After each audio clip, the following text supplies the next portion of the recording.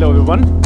I actually want to talk today about adopting our business model to both countries, the countries that we operate in and the business models that we operate with. I think we went through quite the journey over the last 4.5, 5 years, where we started off the big question of what is actually the problems that we want to solve, right? And that's always what a business is supposed to start with, and that you should be making money with eventually. And the big problems that we see across the purchase experience in property is, number one, transparency in a sense of what is actually available and how does that compare to market. And then there's a second part to it, which is all about the transaction, which is actually deliberately very low, about low trust towards suppliers due to the low professionalism that those suppliers typically bring to the market. And those two problems we realized, and I guess it's a common understanding, exist in pretty much every single market around the world. And that problem is actually not only existent, but it depends on the market in terms of magnificence of that problem.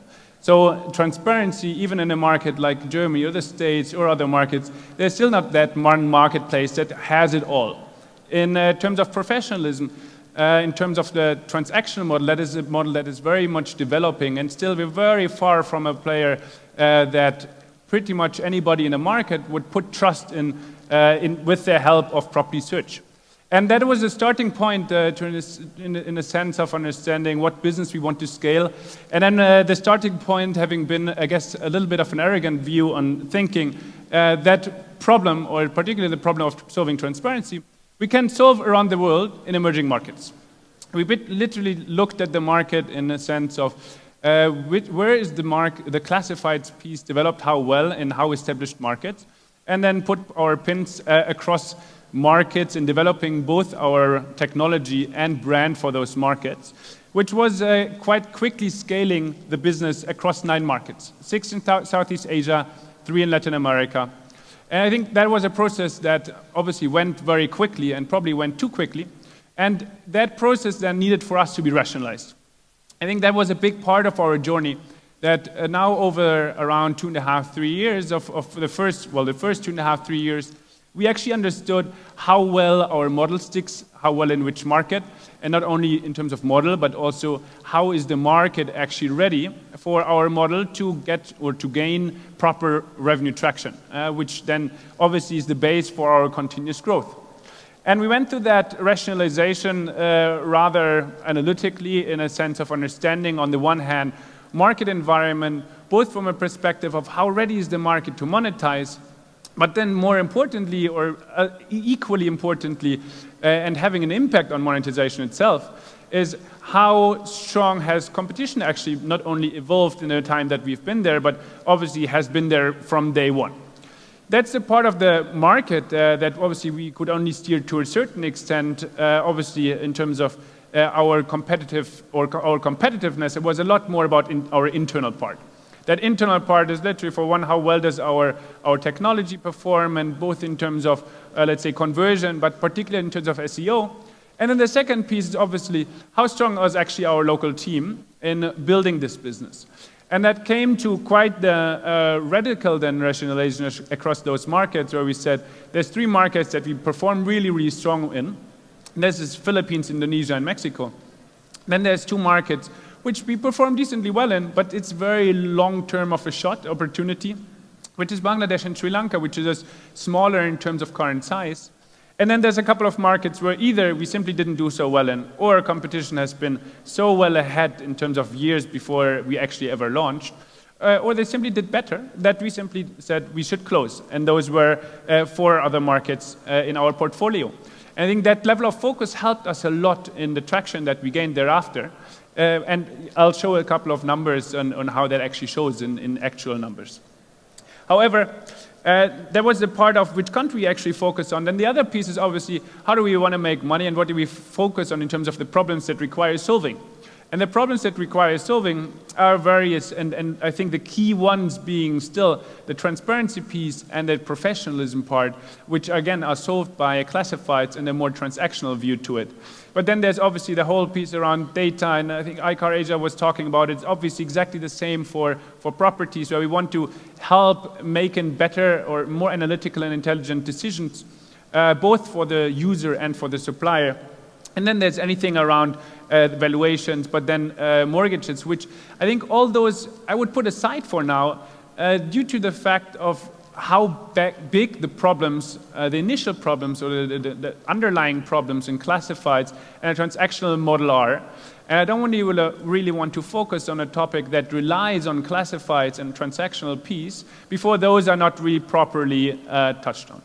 And that is what we've done and what we are continuing focusing on. We're looking not only at which markets we're doing how well on, but really understanding which models we should focus on in which market at which point of time. And again, I'll go into a little bit more detail on the country level, but it's very obvious to us that a market like Indonesia, where there's been such strong competition that actually has sort of broken actually the classifieds model by the downward spiral in prices that makes the classifieds model very difficult to sustain, that we look beyond. And this looking beyond is going into the transactional model, which again I'll talk about in a little bit more. But which is, in our perspective, really the focus and the future, and where classifieds, as per se, is not going to be the big model in property search or in the property industry going forward in the medium and very long term, in our perspective, because we believe that the transactional model is such large underlying problem, or solves such a large underlying problem, that it increases the pressure on classifieds. And by that is a model to focus on, and actually ideally, and that is our aim, hand in hand with the classifieds, and by that really solving the entire value chain from the large problems perspective.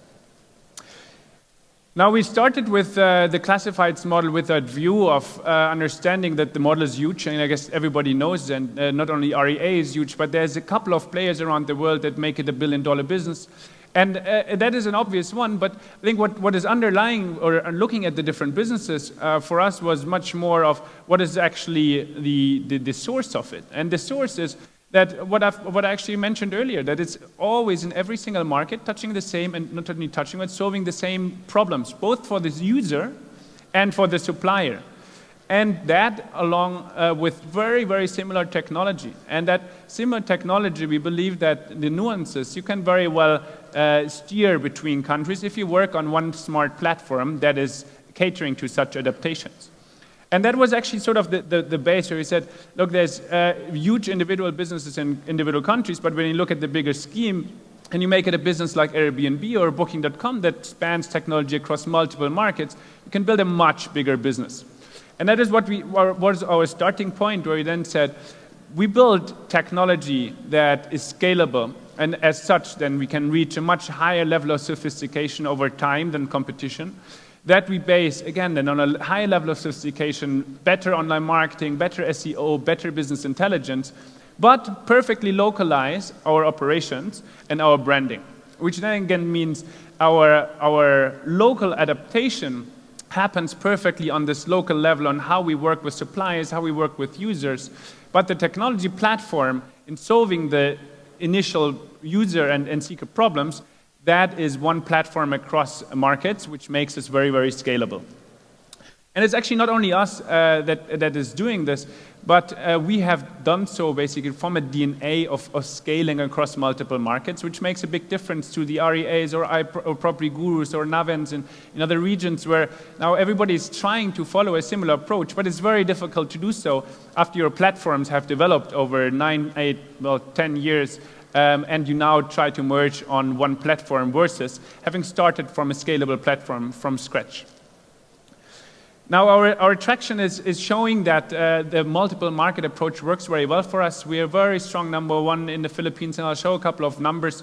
We are very strong number two in Mexico. In Indonesia, I mentioned already, the classifieds model, how we look at it at our markets, we see as rather broken.